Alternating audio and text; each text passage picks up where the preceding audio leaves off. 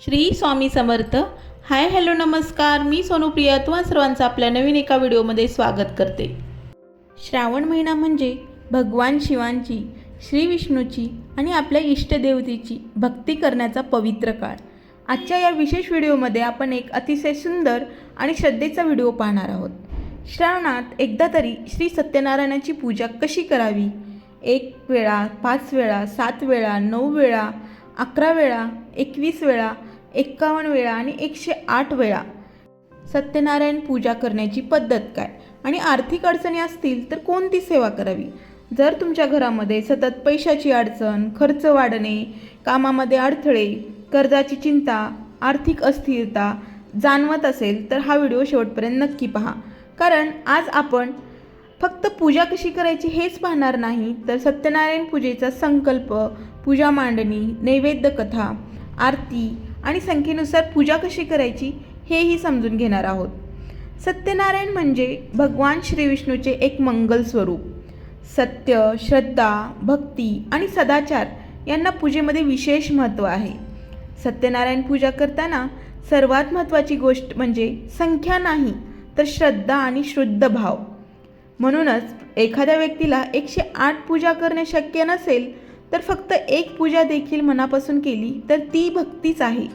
देवाकडे मोठेपणा दाखवण्यापेक्षा मनातील श्रद्धा महत्त्वाची आहे. भक्तांनो, आता मी तुम्हाला सांगते पूजा करण्यापूर्वी काय तयारी करावी.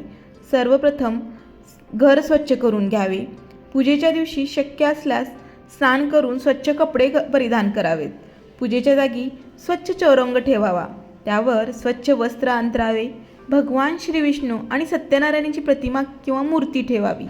कलश स्थापना करावी. कलशावर नारळ आणि आंब्याची किंवा उपलब्ध असलेली 5 पाने ठेवावीत. त्यानंतर हळद कुंकू, अक्षदा, फुले, तुळशीची पाने, नैवेद्य, पंचामृताची तयारी करावी. सत्यनारायण पूजेमध्ये तुळशीला विशेष महत्त्व आहे. आता सर्वात महत्त्वाचा प्रश्न, 1, 5, 7, 9, 11, 21, 51, 108 पूजा कशा कराव्यात? इथे एक महत्त्वाची गोष्ट लक्षात ठेवा. या संख्या एकाच दिवशी इतक्या वेळा पूजा करणे आवश्यक आहे असा सार्वत्रिक धार्मिक नियम नाही.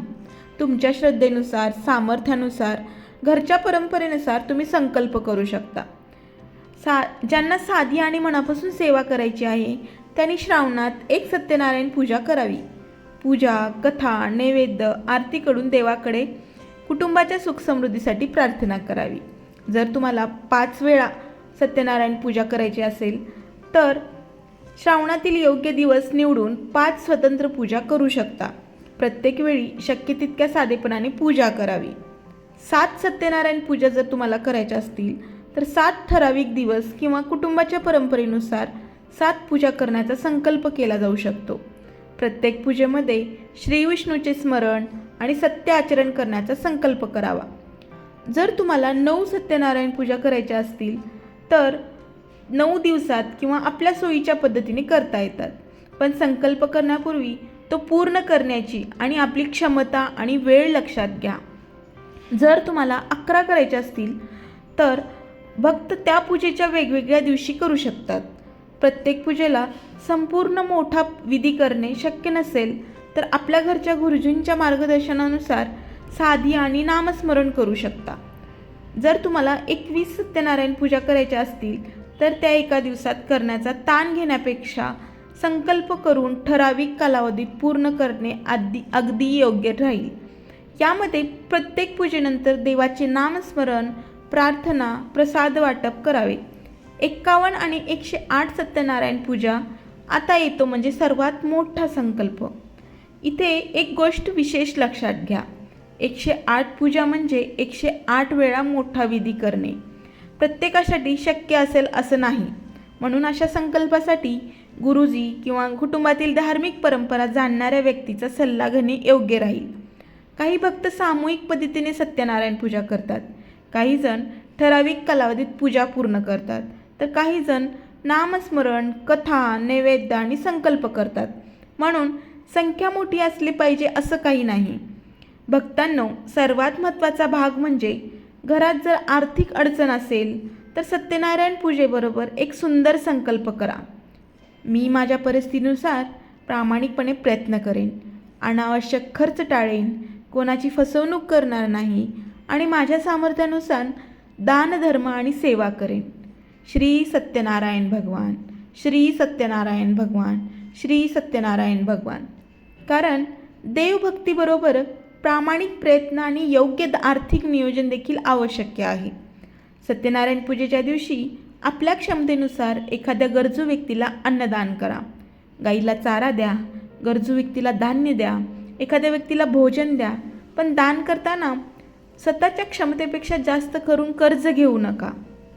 देवाला दिखावा नको आहे, देवाला हवा आहे तो म्हणजे भाव. चला तर आता मी तुम्हाला सांगते सत्यनारायण पूजेचा नैवेद्य काय करायचा.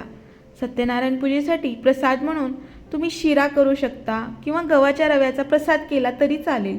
त्यामध्ये केळी, दूध, साखर, तूप इत्यादी पदार्थ वापरले जातात. घरच्या परंपरेनुसार प्रसाद तयार करा. प्रसाद भगवानांना अर्पण करून नंतर कुटुंबीय तसेच उपस्थित भक्तांना वाटून द्या. कथा का ऐकावी? चला तर मी तुम्हाला सांगते सत्यनारायण पूजेची कथा का ऐकावी. सत्यनारायण पूजेमध्ये सत्यनारायणाची कथा ऐकणे किंवा वाचणे हा महत्त्वाचा भाग मानला जातो. कथेचा मुख्य संदेश असा आहे की सत्याचा मार्ग सोडू नये, देवावर श्रद्धा ठेवावी, अहंकार करू नये आणि मिळालेल्या गोष्टीसोबत कृतज्ञ राहावे. म्हणून पूजा करताना फक्त माझी आर्थिक समस्या दूर होऊ दे अशी इच्छा न ठेवता मला मार्ग दाखवा, योग्य निर्णय घेण्याची बुद्धी द्या आणि माझ्या कुटुंबाला सुख शांती द्या अशी प्रार्थना करा. संकल्प कसा करावा? सत्यनारायण पूजा करताना संकल्प कसा करायचा ते मी तुम्हाला आता सांगते. पूजेच्या सुरुवातीला हातात पाणी, अक्षदा आणि फूल घेऊन आपल्या मनातील इच्छा, पूजा करण्याचा संकल्प देवासमोर बोलावा. हे श्री सत्यनारायण प्रभू, माझ्या कुटुंबाच्या सुखशांतीसाठी, आरोग्यासाठी, मनशांतीसाठी आणि आर्थिक श्रेयासाठी मी माझ्या श्रद्धेनुसार ही पूजा करीत आहे. माझ्याकडून झालेल्या चुका क्षमा करा आणि आम्हाला योग्य मार्गाने पुढे जाण्याची बुद्धी द्या. असा साधा आणि सोपा मनापासून संकल्प करा. पूजा पूर्ण झाल्यानंतर श्री सत्यनारायणची आरती करावी. नंतर देवाला नमस्कार करून प्रसाद घ्यावा. घरातील सर्व सदस्यांनी प्रसाद घ्यावा. शक्य असल्यास गरजू व्यक्तींना अन्न किंवा प्रसाद द्यावा. आणि सर्वात महत्त्वाचे म्हणजे पूजा संपल्यानंतर देवाला विसरून जाऊ नका. दररोज काही मिनिटे श्री विष्णूंचे आणि आपल्या इष्टदेवतेचे नामस्मरण करा. भक्तांनो, एक पूजा असो, 5 असोत किंवा 7 असोत किंवा 9 असोत किंवा 11 असोत, देवासाठी आकड्यांपेक्षा भक्ती मोठी आहे. तुमच्याकडे मोठी पूजा करण्याची आर्थिक क्षमता नसेल तरी चिंता करू नका. एक फूल, थोडे पाणी, तुळशीचे पान आणि मनापासून घेतलेले देवाचे नाव ही देखील एक भक्तीच आहे.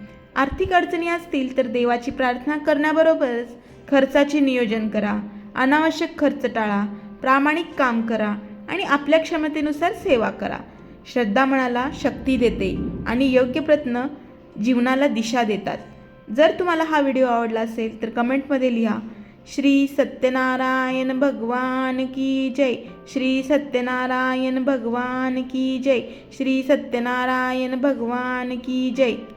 आणि तुमच्या घरात श्रावणात किती सत्यनारायण पूजा करण्याचा संकल्प आहे तेही मला कमेंटमध्ये नक्की सांगा. हा व्हिडिओ आवडला असेल तर आपल्या कुटुंबातील भक्ती करणाऱ्या व्यक्तीपर्यंत नक्की शेअर करा. अशाच सुंदर, धार्मिक आणि भक्तिमय व्हिडिओसाठी आपल्या चॅनलला नक्की सबस्क्राईब करा. श्री सत्यनारायण भगवान की जय, श्री सत्यनारायण भगवान की जय, श्री सत्यनारायण भगवान की जय. श्री स्वामी समर्थ, श्री स्वामी समर्थ, श्री स्वामी समर्थ. हर हर महादेव, हर हर महादेव, हर हर महादेव. श्री स्वामी समर्थ.